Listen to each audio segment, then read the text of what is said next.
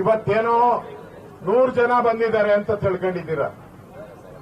ನಾಳೆ 2,000 ಜನ ಬರ್ತಾರೆ, ಆಮೇಲೆ 2 ಲಕ್ಷ, 2 ಕೋಟಿ ಜನ ಬರ್ತಾರೆ. ಇವತ್ತು ಕಾಶ್ಮೀರ ಯಾರ ಕೈಯಲ್ಲಿದೆ? ಆ ರೋಡಲ್ಲಿ ನೀವು ಒಬ್ಬರೇ ಓಡಾಡಕ್ ನೋಡೋಣ, ಓಡಾಡಿ ಆಡೋಣ. ಮಿಲಿಟರಿ ಅವ್ರು ಇರ್ಬೇಕು ನಿಮ್ ಜೊತೆ ಓಡಾಡ್ಬೇಕಂದ್ರೆ ಕಾಶ್ಮೀರದಲ್ಲಿ. ಹಿಂದೆ ಕಾಂಗ್ರೆಸ್ ಸರ್ಕಾರ ಇದ್ದಾಗ ಎಲ್ಲರನ್ನು ಬಿಟ್ಟು ಬಿಟ್ಟು ಪಾಕಿಸ್ತಾನದವರೆಲ್ಲ ಬಂದು ಸೇರ್ಕೊಂಬಿಟ್ಟವರಲ್ಲಿ. ಇವತ್ತು ಕಾಶ್ಮೀರಕ್ಕೆ ನಾವು ಖರ್ಚು ಮಾಡ್ತಾ ಇರೋ ದುಡ್ಡು ಕರ್ನಾಟಕಕ್ಕಿಂತ ಜಾಸ್ತಿ ಖರ್ಚು ಮಾಡ್ತಾ ಇದ್ದೀವಿ. ಯಾಕೆ? ಉಳಿಸ್ಕೊಳಕ್ಕೋಸ್ಕರ ನೆಲನ. ಹಂಗೆ ಬೆಂಗಳೂರು ಆಗ್ಬೇಕಾ?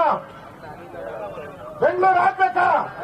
ಯೋಚನೆ ಮಾಡಿ, ಬೆಂಗಳೂರು ಆಗ್ಬೇಕಾ? ಆಗ್ಬಾರ್ದು ಅಂದ್ರೆ ಯಾರು ಈ 200 ಜನ ಬಂದಿದ್ದಾರೆ, ಬಂದು ರೆವಿನ್ಯೂ ಅಧಿಕಾರಿಗಳು ಹೇಳಿದ್ರು 150 ಮನೆಗಳನ್ನ ಒಡೆದಾಕಿದ್ದೀರಿ ಅಂದ್ರು.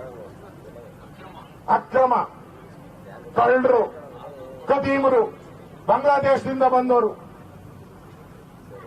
ಈಗೇನು ಹೇಳ್ತಾ ಇದ್ದಾರೆ? ಅದು 280 ಆಗಿದೆಯಂತೆ. ಅಣ್ಣ ಸ್ವಲ್ಪ ಇನ್ನೊಂದು ವಾರ ಲೇಟ್ ಮಾಡಿ, ಅದು 2,800 ಆಗುತ್ತದೆ.